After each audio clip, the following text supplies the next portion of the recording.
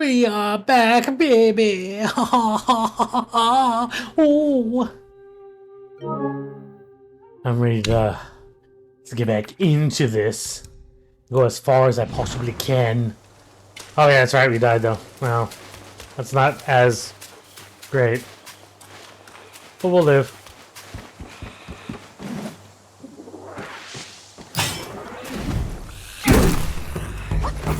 Too early.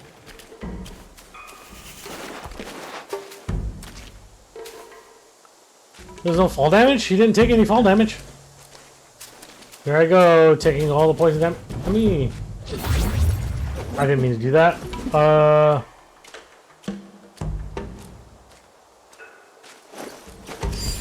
Yep, that heals poison.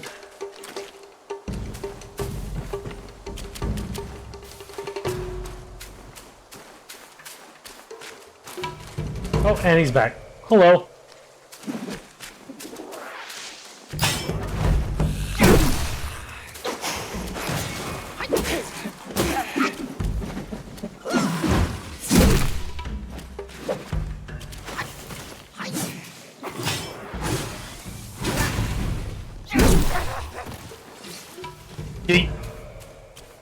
Hey, what's up, Ahmed? You beautiful bastard. Thanks for the lurk, man. I appreciate you.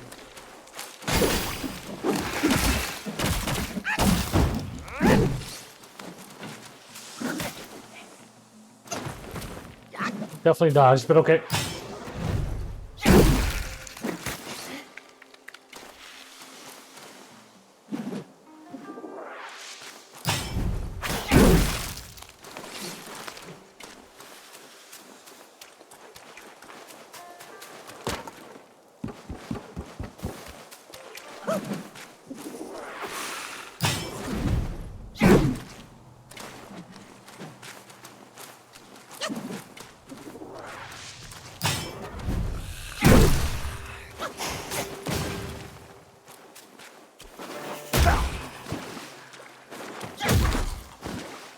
Learning to move.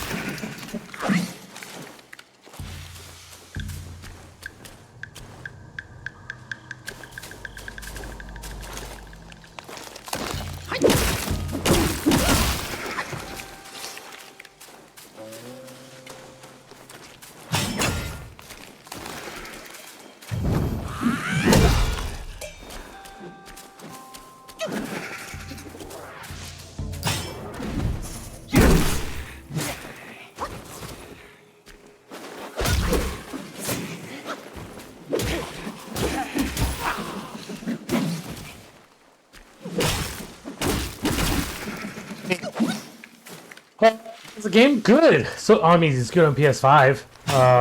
I attempted to play it earlier on PC, and sadly that didn't work out. But it's alright. At least we were still able to play it, so. But other than that, I mean, it's pretty good so far. What's the heavy? Oh, it's a slam. I didn't know there was like mid-air attacks. Now we know. How's your day going, man? What's up? Playing some Apex again? Are ye? You saw that, yeah.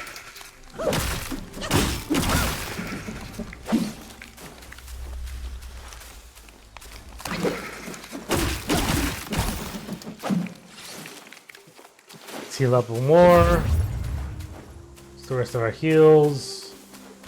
There's like two different ways here. This humble one's name is Guangmo. Should my demise come by your hands, please pass this message to my master. Searching for deity, mortals do aspire.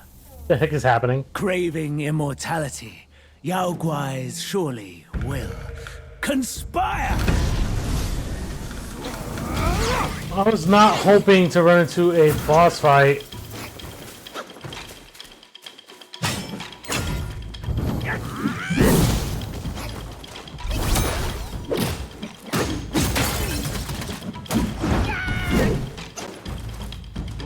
I don't have any more heals. I gotta be careful. Fitting end for me to fall on his blade.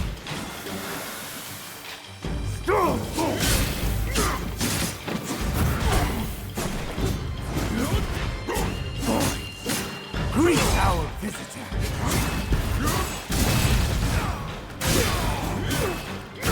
As much damage as I can to him.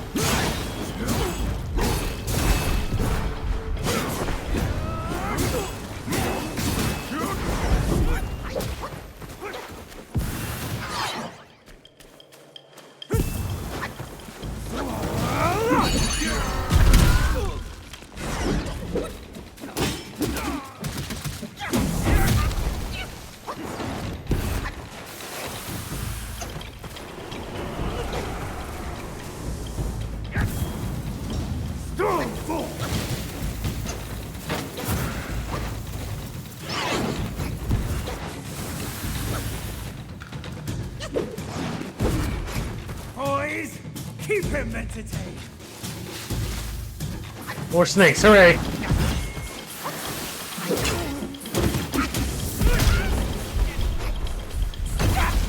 Goddamn snakes. All's in vain. Oh, he was almost Save dead, your own. and I had no more heals. I think it's probably best I just run past everybody. Horizon Forbidden West, but don't have room, so I might play Lego Star Wars on Thursday. So, hold on. So you're gonna play Lego Star Wars come Thursday? Ooh. Fancy. I really just gotta get used to dodging this guy.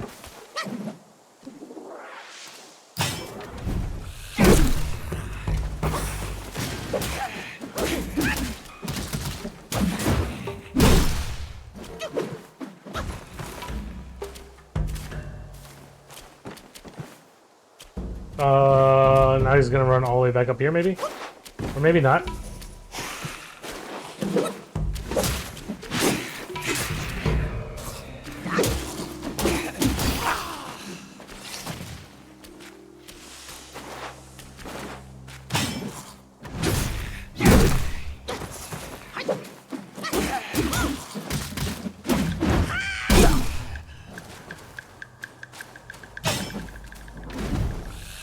Dead. Yeah, full heal still. Oh, it was free? Nice! Do it. Play with your little Legos. You Lego it up, baby.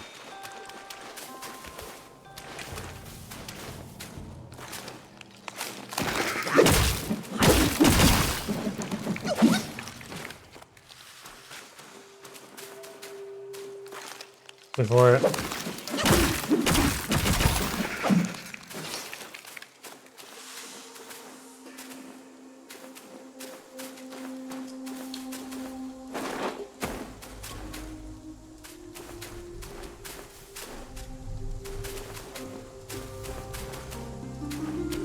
And we're back.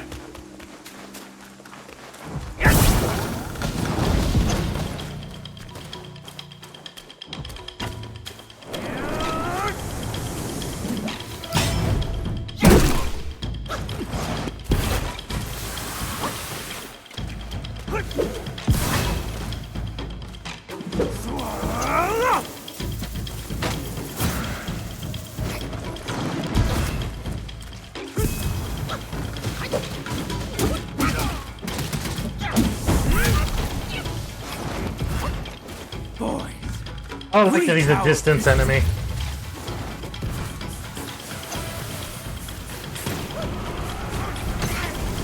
What the fuck?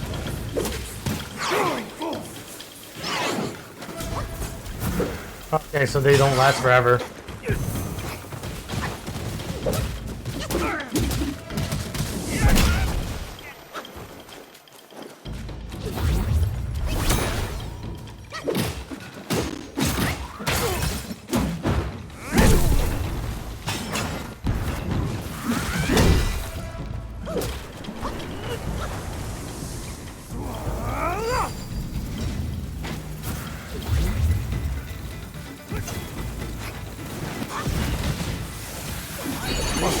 Killed him.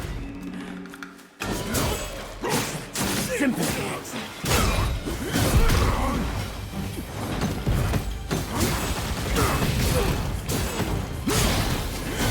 I don't care, I don't care.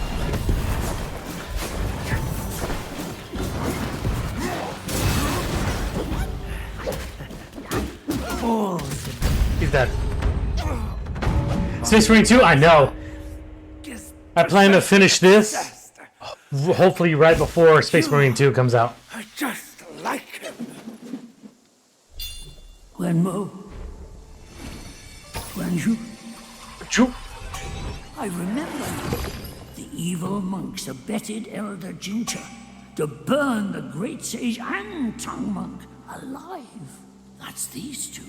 I thought they were already turned into ashes by that fire.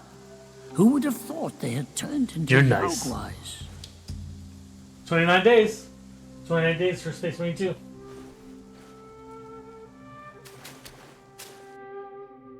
Look, you gonna come up here? You gonna stop trying to get... Why are you running from me? Do you want up here or not?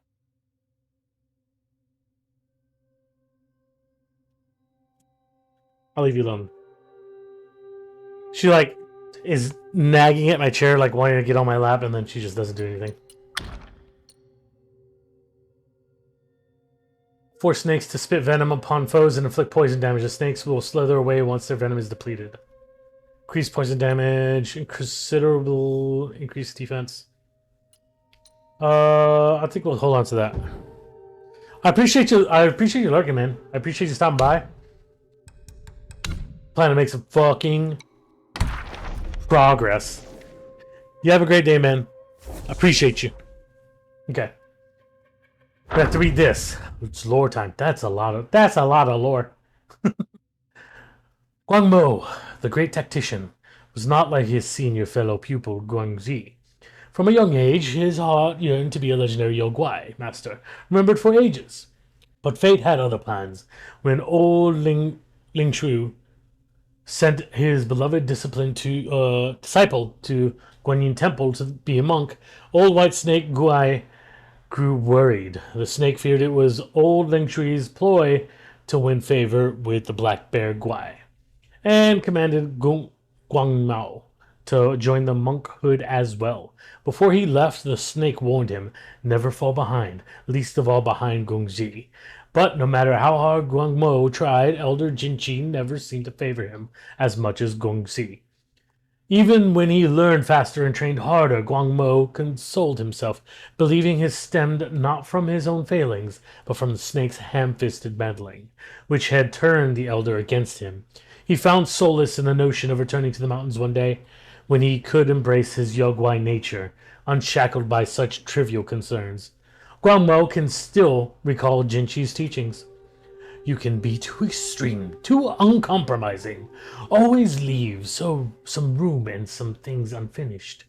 But the day Jinchi saw the Kasaya of Eversparks, he desired it so intensely that he forgot his own words and wept long into the night.